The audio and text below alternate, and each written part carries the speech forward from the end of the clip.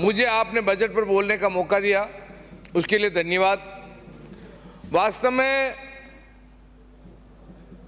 भजन लाल जी सरकार ने जो राजस्थान में बजट दिया है वो बहुत ही अच्छा बजट दिया है।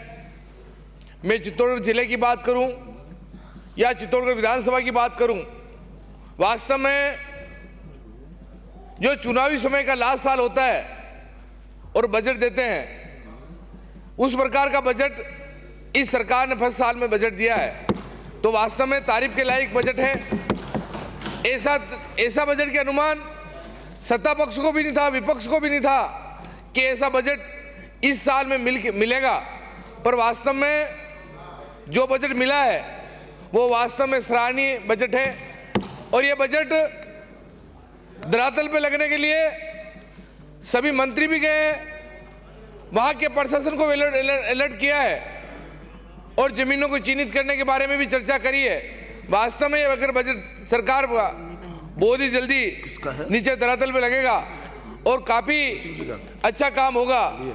पर मंत्री जी बैठे, संसदीय मंत्री जी बैठे हैं और नगरीय मंत्री बैठे और काफी मंत्री महोदय विराज रहे हैं। छोटी छोटी बातें जो नीचे से उठ के आ रही है, सबसे बड़ी जो बिजली की समस्या उठ के आ रही है, रात को 3-3, 4-4, 5-5 घंटे जो बिजली जा रही है, उस बिजली के विषय में सरकार को ध्यान देने की जरूरत है।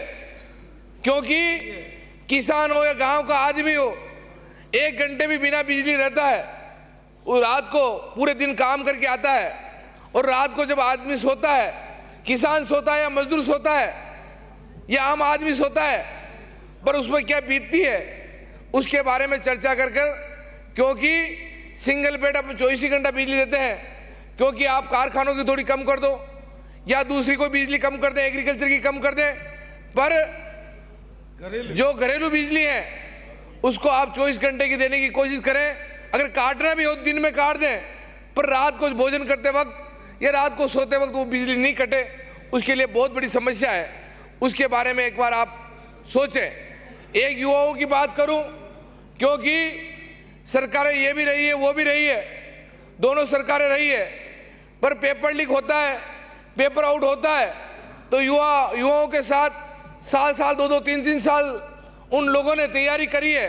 और जब तैयारी करता है बच्चा, उनके माँ बाप उनके पढ़ाने के लिए वो काफ़ी ज़मीनें बेच देते हैं, उनकी रकम गिरवी रख देते हैं और वो बच्चे को पढ़ाने के लिए जयपुर भेजते हैं, दिल्ली भेजते हैं, बड़े कोई शहर होता है उसको बाहर भेजने की कोशिश करते हैं और पेपर आउट हो जाता है। और जो लोग इस कारण मेरा इसमें कानून भी पहले भी बनाया है और ऐसा सख्त कानून बने, जिन लोगों ने इस प्रकार का गुनाह करते हैं उनको सख्त फांसी की सजा मिले और युवाओं के साथ खिलवाड़ नहीं हो।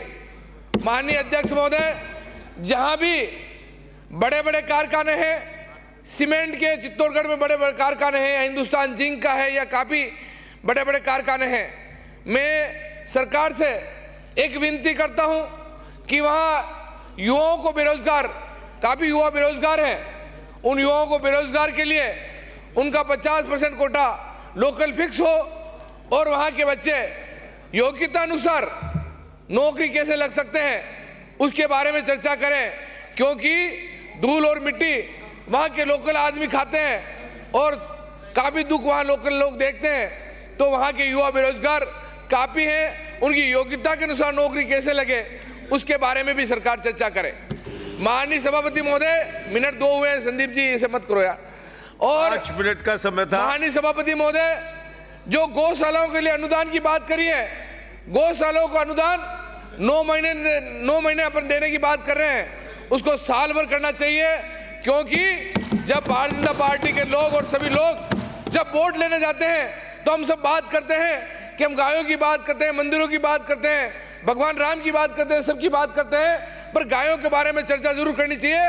और पक्ष और विपक्ष सभी मिलकर मुख्यमंत्री से भी हम रिक्वेस्ट करें और सरकार से भी रिक्वेस्ट करें कि गौशालाओं को गायें काफी दुखी है और उसके लिए 12 महीने गौशालों को अनुदान मिले, उसके बारे में भी चर्चा करें। एक सभापति महोदय 2 मिनट का समय दे, 2 मिनट का मेरी बात। 5 मिनट तो आपको मिले कुल, 2 मिनट किससे हो जाए? वहाँ मेरे वहाँ 6 मिनट दे दिया। गोचर जमीनें जो है मेरे वहाँ, जब कलेक्टर साहब RL कटाला साहब थे, उन्होंने एक सारी जमीनें, एक बिला नाम जमीन थी, उन सबको गोचर कर दी।